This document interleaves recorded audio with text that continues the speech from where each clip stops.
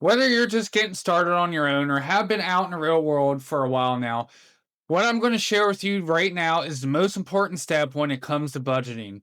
Many people overlook the most important step, which can result in significant financial stress and headaches. Right now, I want you to grab a notepad and a writing utensil because what I'm going to share with you today will eliminate the financial stress and will save you tons of money as time goes on. What's going on? My name is Dylan, and welcome back to my channel where we talk about all things related to money, growing it, saving it, and earning it. If that's something you get into, hit the like, subscribe, and notification bell button so you don't miss out on any future videos. This video is going to be video number one of a sub series where I'm breaking down each expense that goes into the needs column of the 70-20-10 rule so you can maximize savings and have full control of your money. If you have not watched my other videos on how to calculate your base pay or how to build a budget using the 70-20-10 rule, I advise you to go check them out right now and come back to this one after you're done. Stick with me because at the end of this video, I'm going to reveal to you how you can open up 10 to 15% of more money on your check without having to ask your boss for a raise. Today's video is about housing. This is, in fact, the most crucial part of your budget since it's going to be your largest expense. Getting this wrong will result in a cycle of being short on bills, financial stress, and headaches. We're going to touch base on how much you should be paying for your mortgage or rent. I'm going to break down a very useful formula to use when you're in the market for buying a house. And lastly, we're going to cover the pros and cons for each method of housing. So let's get started. The general rule is you shouldn't be spending more than 30% of your take home pay on housing. So if your base pay is $2,400 a month, 30% of that is $720 a month. That's the max rent or mortgage cost you should aim for. Now, that does not include everything tied to housing like renter's insurance or HOA fees. Now, mind you, the $2,400 example we're using today is reflecting living off of a single income or low income. Here in a little bit, we're going to test the reality of it and see if it's even possible to live on such a low income. Before we move forward, here's a pro tip. If you're renting for the first time or maybe a high risk renter, landlords look at income too. They usually want to see your monthly income to be about 2.5 to 3 times your rent.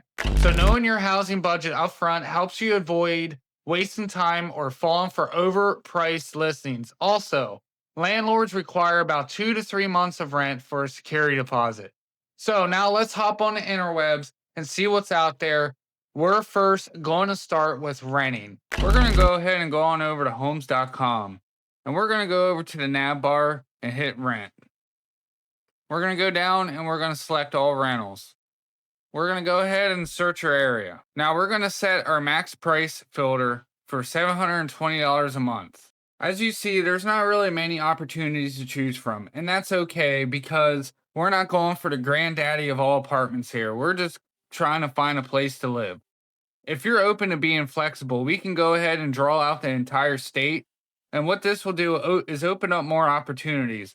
But the whole purpose of this video is being realistic, and not a lot of people want to move areas.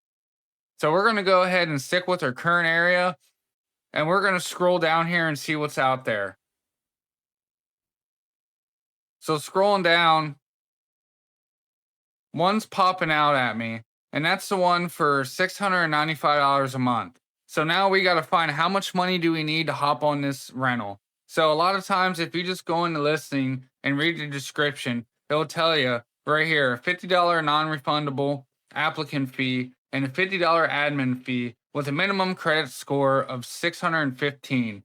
Now we can scroll down a little more on the listing and find this area called listing and financial details. And it looks like that this landlord is requiring a security deposit of $875, a move-in fee of $50, an applicant fee of $50. Which is the same thing as up here in the description. So it looks like we're going to need about $1,000 saved up to hop on this listing. And we're going to play it safe. We're going to take 3 times the monthly payment, and that's $2,085. And that should be plenty of money for the applicant fee, the security deposit, the admin fee, and whatever moving expenses that is tied along to hopping on this rental. Now it's time to switch gears to buying a house. First, we need to figure out how much of a mortgage we can afford based on $720 a month. before we go on the interwebs, we need to find a range we can afford to shop for. So get out a piece of paper and write down this formula. P equals M times 1 plus R minus 1 raised to the n power divided by R times 1 plus R raised to the n power. So P is your principal, M is your monthly payment, R is your rate, and N is your number of payments. The formula that I had you write down is the formula to find the principal affordability based on the monthly payment. Okay, now to find the numbers. We're going to calculate this with a mortgage rate of 7%.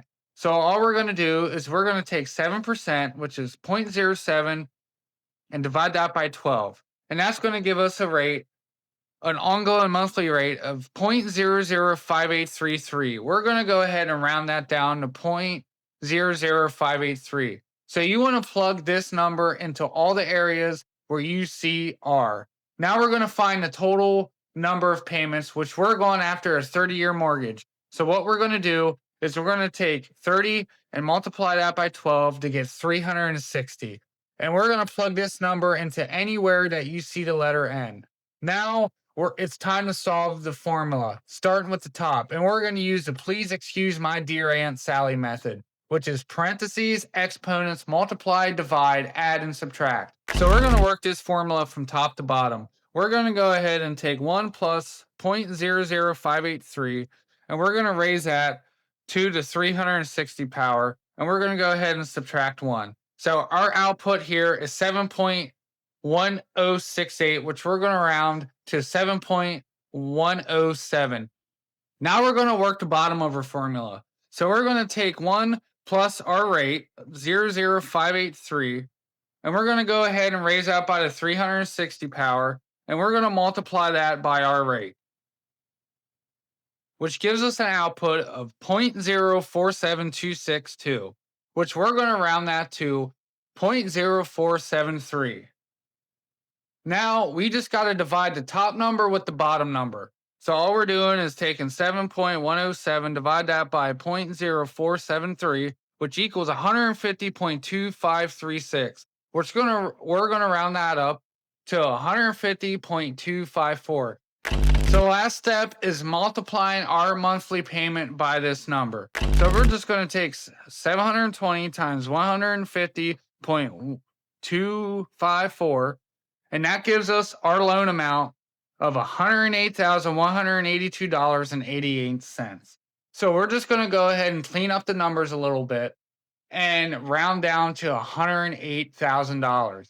Now we're going to assume that we're putting a 20% down payment. So we're going to take our principal and divide that by 80%. So we're going to have $108,000 and divide that by 80%, which gives us $135,000. So we need to at least have $27,000 saved up in order to have enough of a down payment. Just to simplify what just happened, we do not want to go over $720 a month. Financing $108,000 at 7% is the maximum loan we can afford to take out without going over budget. We're figuring in a 20% down payment to widen our opportunity spectrum a little bit. If we were to find a house for $135,000 with 20% down, when you take $135,000, subtract $27,000, that will equal our $108,000. So our shopping range is anything from $108,000 to $135,000. Now, I know this is a lot, so I decided to build a spreadsheet that does all the math for you. All you got to do is make your inputs, and it spits out the answer. I'm going to link this spreadsheet for free in the description below. Now, let's hop back on the interwebs and try to find a house in our budget. So we're going to head back to homes.com, and we're going to go up to the nav bar and hit for sale. Now we're going to search our area again. We're going to go ahead and make sure that this tab is selected for sale. We're going to set our price filters for a range of $108,000 to $135,000. Now, as you see here, just like with renting, there's really not a lot of opportunities to choose from. And remember, we're not going after the nicest house on the block, just a place to live. Everything in life is temporary. So just scrolling down here and just looking at the opportunities, I want to point this out to you. These trailers right here. A lot of these trailers are in a development, and a lot of times they want to charge you lot rent. See, right here it says ground rent for another $525 a month. So not only you're going to be in a mortgage of $124,000, which is probably roughly around $680 a month, you're going to have to tack on the lot rent of $500 a month. And these trailers, a lot of times, are just money pits with the mortgage and the lot rent, unless you buy property and put and build a trailer on it. So what we're going to do is we're going to go ahead and we're going to filter out all trailers and just focus on houses and multifamily, maybe some condos and townhouses. So that narrows down our opportunity a little bit, and we can scroll down here and see what is out there. So the one sticking out to me is this one here, 5 bedroom, 1 bath for 124.9. Now this property is probably in rough condition, so we're just going to disregard that one and keep on going. Just scrolling down and trying to find the perfect opportunity for our situation. We're going to check out this one for 125,000. It looks nice inside. It looks like a multifamily. So we're just going to, for the sake of the video, choose this one for $125,000. Now it's time to find how much of a monthly payment that this is going to cost us. In order to find our monthly payment, we're going to use the same exact formula that we used earlier, but we're going to reverse engineer it. And how we're going to do that, we're going to flip the division around and swap the P and the M. So we're going to take 0.0473 and divide that by 7.107. That will equal 0.006655. We're going to go ahead and round that up to 0.0067. Now we're going to go ahead and take our $125,000 and discount that by 20. And that will give us $100,000. So we're going to multiply $100,000 by 0.0067, and our monthly mortgage is going to be $670. This is not including tax and homeowner's insurance. This is just your mortgage. Now let's go over the pros and cons of renting and with a mortgage. Let's start with renting. So some of the pros are with renting is it requires less money. So the security deposit and first month's rent are cheaper than a down payment and closing costs on a house. So you have no property maintenance. The landlord is responsible for the repairs and the major maintenance like the roof, the plumbing, and their appliances included. And there's predictable expenses. You have a fixed rent, at least during your lease terms, no surprise repair costs or property tax. So the cons that go with renting is you're going to have restrictions. You're going to have pet policies, noise rules, guest limits, or parking restrictions that can really impact your lifestyle. You have limited control. You can't make major changes or upgrades like painting, renovations, or installing new appliances, and you're not building any equity. Monthly rent goes to the landlord, and you're not building ownership or value in an asset. Now let's go over the pros and cons of buying a house. The first thing is you're going to be building equity. Each payment made is increasing your ownership. Money isn't just disappearing into the landlord's pocket. You get tax benefits. So you can write off the interest of your mortgage on your taxes, which results in less money being paid into the government and more money in your pocket. You get freedom to customize. You can renovate, paint, and upgrade your home exactly the way you want it. And there's no landlord's permission needed. Some of the cons is there's high upfront costs with the down payment, closing costs, and inspection fees. Also, moving fees can add up pretty quickly. You have ongoing maintenance. You're responsible for all the repairs, upgrades, and emergencies, and they can be expensive. And you have to pay property tax and insurance. These costs can rise over time and aren't always predictable, even with a fixed mortgage. So for the sake of this video, we're going to go ahead and say we're renting using the $695 for our monthly housing costs. Let's also add that we're going to have to pay $100 a month for renter's insurance. We're going to plug this into the spreadsheet as a needs cost of $795 a month, which we now have $885 left in our needs column to allocate towards more bills. That's a wrap on housing, but we're just getting started. If you like to start making 10 to 15% more on your paychecks without having to ask your boss for a raise, I would love to invite you to my econ. My econ is the same exact system that I use that helped me break free from the paycheck to paycheck cycle. So when you get in here, the first thing you're going to do is you're going to correct your W-4 form.